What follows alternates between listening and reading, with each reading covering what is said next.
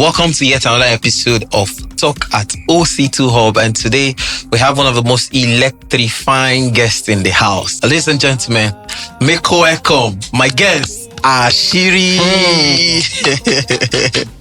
That's the hardest thing for me. I don't always know how to do when they're introducing me, how to configure my face. It makes me shy, and my shy is when I'm being introduced. You don't whine me already. Somebody of your repute being shy. No. No, I'm a very shy person. Jokes apart. All right, nice to meet you finally. Yeah. I'm a big fan. Oh wow, yes. thank you. I noticed that so many persons have been following you on Instagram. Even Asiri Kane, that guy that's fond of, I've known Asiri Kane. He's a very great guy. Very promising guy. You can see what he's doing. Of course. Yeah. Of so course. he's a very super great guy. I swear. I can't wait to see that guy if I see him back. You collect your portion. I tell you. All right, let's move to it swiftly. Thank you for coming on board. Today we want to talk about your show. Of course, it's tagged I Don't Need Your Opinion. Yeah. How did you come about that? So basically this year, I've been on tour since February. So we've done IDNYO, Baltimore in US, we've done Dallas, we've done UK, we've done Lagos, a hotel. So it's the last leg of the entire tour is Abuja. I'm gonna shut it down in the capital. Exactly, shut it down in the capital. I know, right? So I just looked at my career since 2009 that I've started this, and I realized that if I had considered people's opinion, I wouldn't get to where I am. So copying it, I don't need your opinion, is a way of encouraging and motivating others that if you really want to fly to the heights, you don't really need anyone's opinion. When the result comes, everybody will resonate. Interesting. Yeah. So now let's have some sort of build up around this. So I would like us to start from the very beginning, right? How you came about this brand, how the challenges, the hurdles, all of the back and forth associated with, branding yourself and all that. Yeah, I always call myself an accidental comedian. Yeah, it was accidental because I used to believe that everyone was funny. Because I grew up with funny people. My mom was funny. My siblings, they were funny. Everybody around us funny. My dad is funny. So when I got to the university, Obafemi Awolowo University, I just realized that people like to gather around my bed. And so when I talk, they would say, Asiri. They would laugh and then they would say Asiri. So they started calling me. They were the one that gave me that name. Oh, that's not even your name. It's not part of my name. My name is Damilare. So they started calling me Bobo Asiri, meaning that Asiri guy. That Asiri guys. And over time, the name stuck. That's how I came about Asiri. And since 2009 till now, it's been great. So I watched like 7 volumes of Night of 1,000 Laughs. I watched I Go Die, I watched Godons, I watched Julius Agu. So I just took my time to watch those acts. So before I realized, okay, I think stand-up is what I can do. Of course. I think growing up, you should have like a mentor. You just want to pick some of the attributes of your mentor and then you just come up with your own brand, right? I don't call them mentor per se. I have a lot of role models. The first, I remember when Watch coming to America then, Eddie Murphy. I think that was my first major introduction to a comical act. I can do this thing. Then the likes of Baba Salah, Baba Suwe, Aluwe. So we had Sam Loco. Yeah. So those people, you can't take their influence away because one way or the other, they deposited some things in you watching them. So unconsciously. So no one comes from nowhere. So when someone says self-made, no, it's a mediocre statement. Of course. There are no self-made people. Of course. There are some influences you've imbibed that you can't even trace it. Interesting. Also, let's quickly talk about your show that is coming up at Congress Hall and Transcorp Hilton. Yeah. I see the lineup. Oh my goodness. Power packed. Thank you. It's the 3rd edition. I've been doing show in Abuja since 2023. So this is the 3rd edition. And I just felt like, let's make this edition a Thanksgiving edition. Like, you laugh, you play, you vibe, and also we thank God. Who says you can't thank God in a comedy show? So it's personal for me and also for my guests also. Like, I just like, I've had a very good year, to the glory of God. So, and it's not a coincidence that my tour is climaxing in Abuja. Yeah. Not even in Lagos, my base. Not even I've done Lagos already. So I was just like, if my tour is climaxing in Abuja, let's give it to God, Alpha and Omega. So.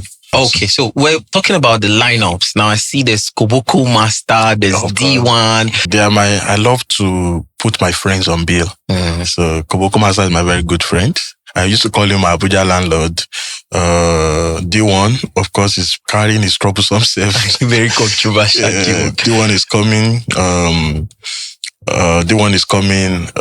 Phronesis is coming. H Prince is coming. A lot, loud voice. Star-studded. And MC Mitty, my own personal Abuja tour guide. So MC Mitty, this is a special shout out to you. MC Mitty, deep. Of course, on the musical act, since it's a Thanksgiving edition, that's why we are bringing one of the biggest musical voices in the gospel space. Then Alibide Miolauba is coming. Last year, we had Shegu Johnson, we had Ali Baba last year. So it's going to be power-packed, I can assure you. And also, there is going to be a lot of things to win. We're going to be doing a lot of giveaways. So it will be like a game show. Because it's a Thanksgiving edition, so more than just coming to laugh, we still want people to go home with prizes. It's more like a grand finale, exactly. Like you mentioned earlier, you've been there and done that, you've conquered it all, right? And then you bring it to Abuja. Yeah. How's the reception been so far? Also massive. The last 2 shows have been massive. Shut down. 2023, when people were even skeptical, being my first time, we shut it down. Last year, we shut it down. This year will not be an exception. It's not the usual show people are used to. So I tell people, when you come to my show, 3 things are guaranteed. You will learn, you will laugh, and then you'll go home with something substantial. So it's more than the laugh. I've always stood for depth, hilarity, and insight. So those 3 elements must be checked when you come to my show.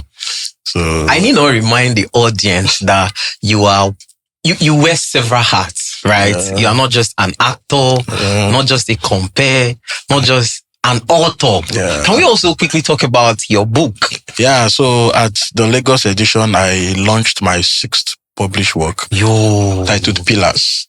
Bobby graciously unveiled it. I saw that clip. Yeah, it was Bobby that unveiled it. Bobby is one of the individuals I admired for so long.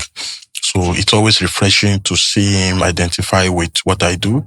And so I was glad. It was like a kairos moment for me when he came to unveil the book for me. So it's my 6th published work. I've written Asiri mystery book, Anticipation, Fire of Process, Transaction. I don't need your Semo. I don't like Semo. There was one book I don't like Semo.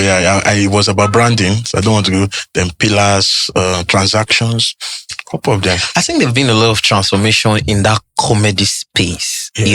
Back in the day, people feel, okay, you don't need to be educated before you become a comedian. But when you see MSc holders, doctors, still in the comedy space, I think you guys are trying to push out this. No, we are not trying to. It's just the reality. Go and check everyone that have a sustained career. They are learned. Yes. Bovi, Alibaba, Bakasi, Agodai. They are learned. It's for you to be a funny individual. You can't be an illiterate. What? You must know you must know something about everything. What? So that is when you will now bring it, you now adapt it to humor. So it's not a game of mediocres.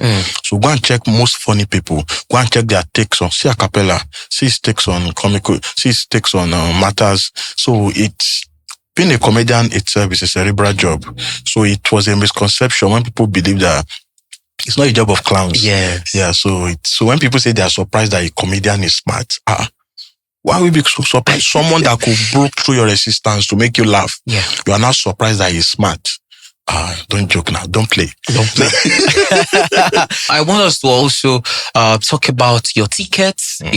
What have you done to subsidize this ticket? Yeah, so what I did this year, usually my regular ticket is always 10,000, but because it's a Thanksgiving edition, it's 5,000 naira. Like everybody should just come. Yeah, I just want people to come and enjoy themselves, have fun. Then the VIP is 20,000. Then we have a special category this year called the presidential category. Okay. That one is 5 million. It's for 10 selected tables. Then we have platinum 3 million.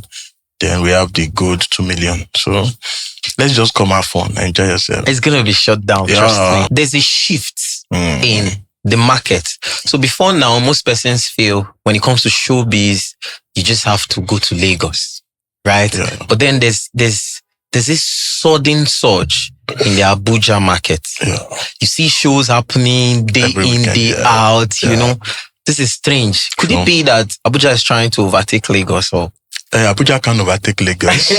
Lagos is still Lagos is Lagos. You can.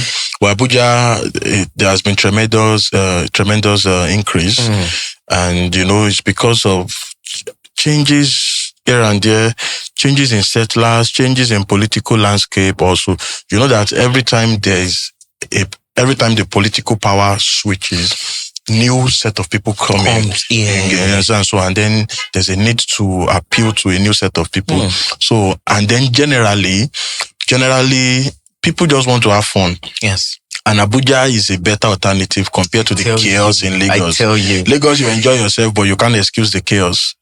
But Abuja is a place where you can have it all. You enjoy the peace.